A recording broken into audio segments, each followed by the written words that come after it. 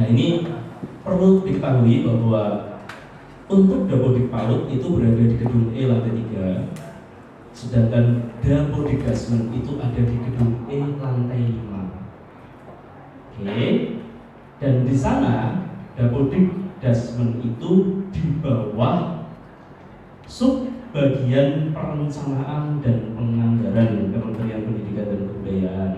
Jadi kalau misalnya ngirim surat nih teman-teman kepadanya adalah kepada yang terhormat Kepala Bagian Perencanaan dan Penganggaran gedung E lantai 5 Kementerian Pendidikan dan Kebudayaan, bukan kepada Dapodik Pak, gitu ya, itu kepada Kepala Bagian Perencanaan dan Penganggaran Kementerian Pendidikan dan Kebudayaan.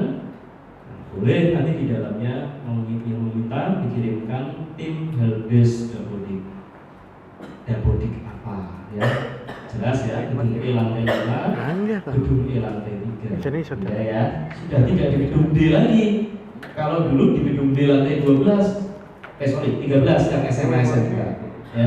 Gedung D lantai 13 yang SMA SMK. Sedangkan yang Digas ada di gedung C.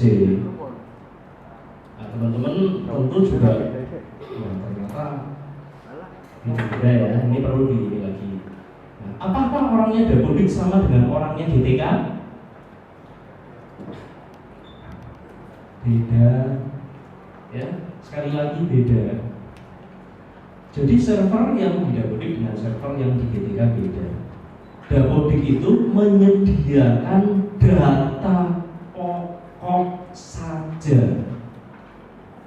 Oke, dari data pokok yang Bapak Ibu teman-teman operator isikan di Dapodik itu akan diambil oleh masing-masing direktorat yang membutuhkan data pokok tersebut.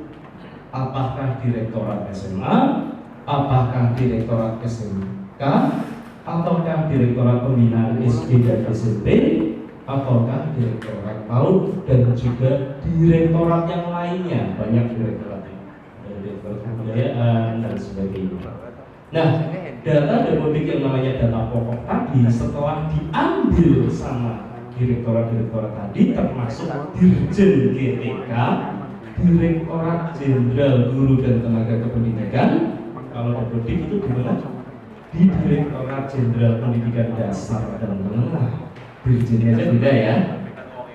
Nah, data tersebut kemudian sudah diambil data pokoknya, kemudian akan diolah menjadi data transaksional.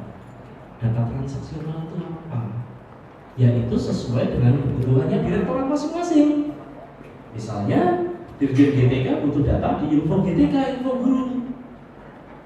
Tidak semuanya bisa di-approve dari Dapodik. Ini saya tegaskan dulu, saya jelaskan.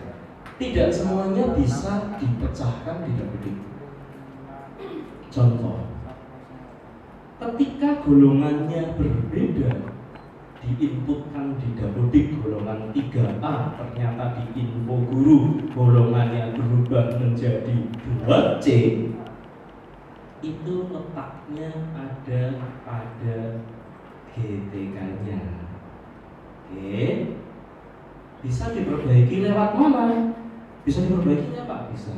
Lewat mana? Lewat Dapodik. Dapodik itu benar. Nah ya, jadi harus melalui GTK. Pak, kalau GTK melalui mana? Kan kita nggak bisa langsung ke pusat. Melalui operator Dinas Pendidikan Kabupaten Kota Provinsi bagian SIM tunjangan. Operator SIM tunjangan itu aplikasinya tidak diberikan kepada kawan-kawan operator sekolah. Aplikasi tersebut hanya diperuntukkan untuk operator dinas kabupaten kota.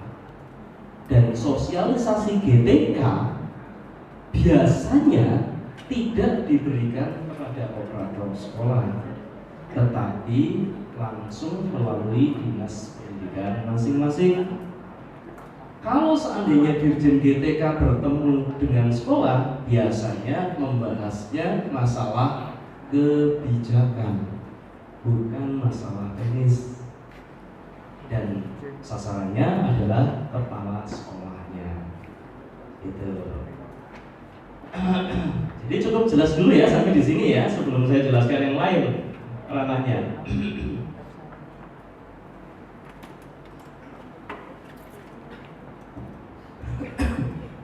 Nah,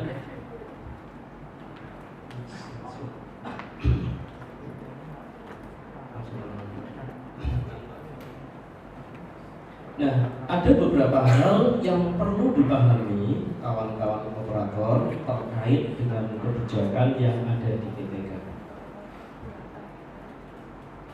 Kalau kita di GTK gitu ya, di PTK lah ya, PTK Diklen, kita harus memahami bahwa guru itu punya kitab suci. Ya, saya sebut kitab suci. Kalau umat beragama juga punya kitab suci, guru juga punya kitab suci. Kitab sucinya guru apa? PP nomor 74 tahun 2008. Jadi ini kaitannya dengan Dapodik. Kalau ingin datanya di Dapodik valid, maka kitab suci guru ini harus dibuka. PP nomor 74 tahun 2008. Siapa yang punya PP-nya? Dibuka. Jangan nggak dibuka, dibuka. Ya. Jadi ini perlu dipertegas lagi bahwa saya menyampaikan pesan dari Pak Ibnu, dari Dirjen GTK, bahwa guru walaupun sudah datanya sudah diisikan di Dapodik valid, kemudian sudah terbit SKTP-nya, belum tentu tunjangannya dibayarkan.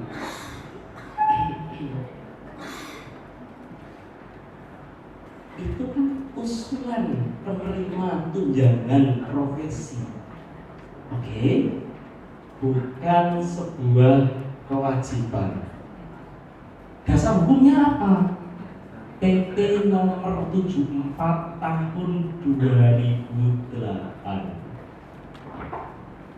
Apa saja yang menyebabkan guru tidak bisa menerima tunjangan profesi guru? Nah, ini kitab sucinya harus dibuka.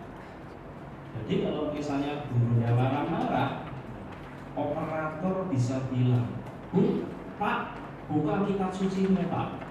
Gitu. Wah, punya kitab suci ngawur aja. Guru punya kitab suci, pernah baca nggak? Gitu. Buka ya satu-satu. Inilah yang menyebabkan beberapa hal yang membuat kebijakan dari GTK tidak meng-approve di sistem tunjangannya, walaupun sudah terbit SKTP-nya. Bahkan 3 minggu yang lalu, kalau kemarin waktu saya ke Sulawesi masih 2 minggu yang lalu, tapi sekarang sudah berjalan seminggu, maka 3 minggu yang lalu ada notah kesepahaman atau MOU antara Dirjen GTK dengan BPK. Jadi kalau misalnya dari Dirjen GTK melalui Dinas Pendidikan Kabupaten Kota, ya uangnya kan bisa dari pusat, bisa dari provinsi, bisa dari daerah nih, uang sertifikasi ya. Kalau asal membayarkan tunjangan profesi guru, asal membayarkan ya sesuai dengan data yang sudah diisi, ketika BPK turun dan menemukan berbagai temuan masalah, yang kena siapa? Yang kena adalah yang meng-approve, yaitu operator tunjangan di Dinas Pendidikan Kabupaten Kota. Sehingga kemarin dari GTK sudah mewanti-wanti operator Sinutun tidak sembarangan menginput data dan meng-approve data guru. Harus ada mekanismenya, termasuk melalui pengawas sekolah. Kalau pengawas sekolahnya juga tidak bekerja dengan baik, maka pengawasnya juga tidak keluar tunjangan pengawas. Nah, ya. Jadi pengawas itu harus membina beberapa sekolah, ada batasannya. Lalu setelah itu baru pengawas mengecek bagaimana kondisi real di sekolah yang dibinanya itu. Walaupun Bapak Ibu sudah mengisi data, kalau laporan pengawasnya mengatakan bahwa ada yang tidak tepat di sekolah A dengan guru A misalnya, tidak sesuai jam mengajarnya, maka tidak mungkin dari operator SIM tunjangan berani mengusulkan apalagi mengebrol dan menertibkan SKTP atau membawa SKTP-nya ke bank. Karena kemarin sudah ada penandatanganan dari BPK.